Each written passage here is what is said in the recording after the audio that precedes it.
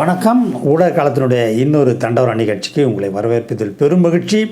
இப்போ எதை பற்றி பேச போகிறோம்னா, நடிகர் விஜய் மற்றும் தமிழக வெற்றி கழகத்தினுடைய தலைவர் விஜய் இவர் முந்தா நாள் அந்த மாணவர்களுக்கு பரிசு வழங்குகிற அந்த விழாவில் நீட்டை பற்றிய ஒரு தெளிவான தன்னுடைய ஸ்டாண்டை வெளிப்படுத்தியிருக்கிறாரு அப்படிங்கிறத ஒரு முக்கியமான ஊடக மற்றும் அரசியல் நிகழ்வாக நம்ம பார்க்குறோம்.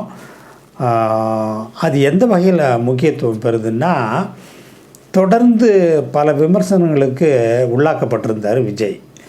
அவருக்கு ஒரு சித்தாந்த தெளிவோ கொள்கை புரிதலோ அல்லது தான் எதுக்கு கட்சி ஆரம்பிச்சிருக்கிறாரு, யாரை ஆதரிக்கிறாரு, யாரை எதிர்க்கிறாரு அப்படிங்கிற எந்த ஒரு தெளிவும் இல்லை அப்படிங்கிற ஒரு விமர்சனம் தொடர்ந்து பல்வேறு தரப்புகளால் முன்வைக்கப்பட்டது.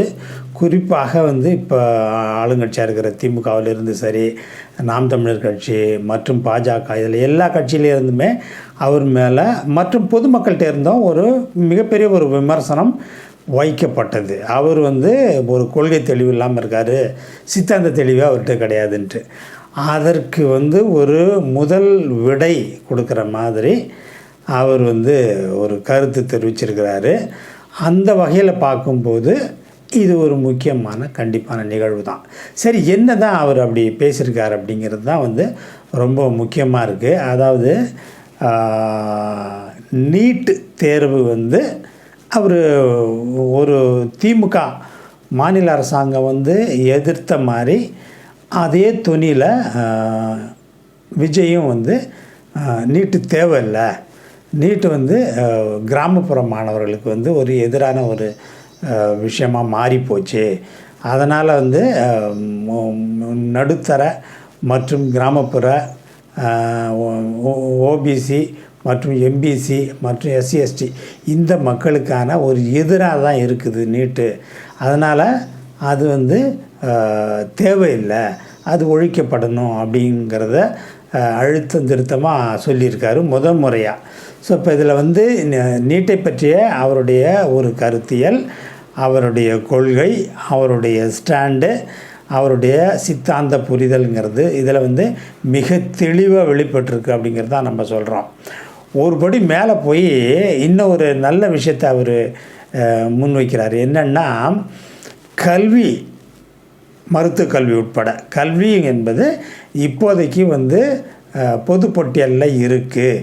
இது மாநில பட்டியலுக்கு வந்தால் தான் மாநிலம் தன்னுடைய இளைஞர்களுக்கு, தன்னுடைய கல்வி முறையில் பயின்ற இளைஞர்களுக்கு தனக்கு தோதான ஒரு கல்வி முறைகளை வழங்க முடியும்.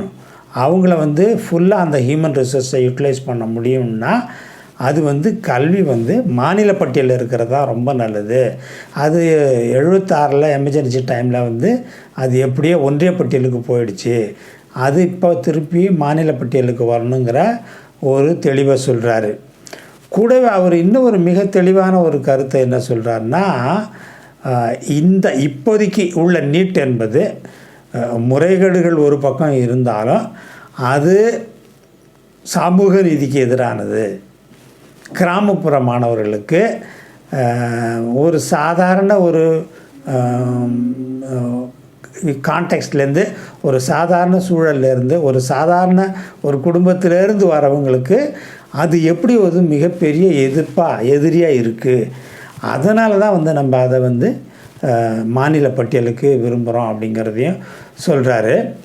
அந்த வகையில் அவருக்கு கொள்கை தெளிவு இதுவரையிலையும் சொல்லிக்கிட்டு இருந்தவங்க எல்லாமே கண்டிப்பாக அவருடைய இந்த ஸ்டாண்டை நம்ம அப்ரிஷியேட் பண்ணுறோம், வரவேற்கிறோம். அது நம்ம அவரை கிரிட்டிசைஸ் பண்ணுற நேரத்தில் கிரிட்டிசைஸ் பண்ணுறோம். அவர் ஒரு கொள்கை தெளிவை நோக்கி, ஒரு கொள்கை புரிதலை நோக்கி, இது என்னுடைய கட்சி இல்லை, என்னுடைய ஸ்டாண்டு இது தான் அப்படிங்கிற ஒரு தெளிவுக்கு ஒரு பேபி ஸ்டெப்ஸை வைக்கும்போது அதுக்கும் நம்ம குற்றம் சொல்லிக்கிட்டு இருக்கக்கூடாதுங்கிறது தான் நம்மளுடைய இந்த நேர பதிவினுடைய ஒரு நோக்கமாக இருக்குது. அதனால் நம்ம கண்டிப்பாக விஜயனுடைய இந்த ஸ்டாண்டை, இந்த கொள்கை புரிதலை, இந்த சித்தாந்த புரிதலை கண்டிப்பாக நம்ம வரவேற்கிறோம், வரவேற்று தான் ஆகணும். அது வந்து அது வரையிலும் அவர் மிக தெளிவாக தான் பேசியிருக்காரு அப்படிங்கிறத நம்ம ஒத்துக்கிறோம். ஆனால் அதில் ஒரு சிறு நான் அவரோட ஒத்து போகாத ஒரு இடம் எது இருக்குன்னா, அவர் என்ன சொல்கிறாரு, ஒன்றிய அரசு கீழே வருகிற மருத்துவ நிறுவனங்களுக்கு நீட்டை வைக்கலாம் அப்படிங்கிற மாதிரி அந்த கருத்து பொருள்பட அவர் சொல்கிறாரு. ஆனால் அதுவுமே தேவையில்லை. அதுவுமே முன்னே இருந்த மாதிரி பல்வேறு இப்போ நீட்டு வர்றதுக்கு முன்னாடி ஒன்றிய அரசு மருத்துவ நிறுவனங்களுக்கெல்லாம் எப்படி ஃபுல்ஃபில் பண்ணாங்களோ அதேமாதிரி பண்ணிட்டு போகலாம். ஸோ அதுக்குன்னு அப்புறம் நீங்கள் ஒரு நெட்டு வைக்க ஆரம்பிச்சிங்கன்னா அப்புறம் இதையும் சேர்க்கலாம். மாநிலத்தில் உள்ள மருத்துவக் கல்லூரிகளுக்கான அட்மிஷனுக்கும் வந்து அந்த நீட்டோட சேர்க்கலாங்கிற ஒரு குரலும் வரும். அது வந்து நீங்கள் சொன்ன இந்த நீட்டு எதிர்ப்பை வந்து டைலூட் பண்ணிவிடும். அந்த வகையில் வந்து விஜய் அவர்கள் வந்து ஒரு விஷயத்தை புரிஞ்சுக்கணும். நீட்டு வேணான்னா வேண்டாம், எதுக்குமே நீட்டு தேவையில்லை. ஒன்றிய அரசினுடைய கல்லூரிகளுக்கும் முன்னே இருந்த மாதிரி அந்த அவங்க வாங்குகிற மார்க்கினுடைய அடிப்படையில் அதே மாதிரி நம்ம பண்ணிக்கலாம் அப்படிங்கிறது ஒன்று. இதில் ரெண்டு கல்வியும் சொல்கிறாரு. ஒன்று பொதுவான கல்வியும் சொல்கிறாரு, விஜய் வரவேற்றிருக்காரு. பொதுவான கல்வியை வந்து மாநில பட்டியலுக்கு வரணுங்கிறது, மருத்துவ கல்வி குறிப்பாக வந்து மாநில பட்டியலுக்கு வந்தால் நல்லாயிருக்கும் அப்படிங்கிறத வந்து மிக தெளிவாக சொல்கிறாரு. இது வந்து இப்போ நிறைய பேர் இப்போ இதுக்கு என்ன ஒரு விமர்சனம் வருதுன்னா, இவர் ஏன் வந்து திமுகவினுடைய குரலை வழிமொழிகிற மாதிரி போகிறாரு அப்படிங்கிற மாதிரி சங்கிகள்கிட்டேருந்து நிறைய எதிர்குறல்கள் வருது.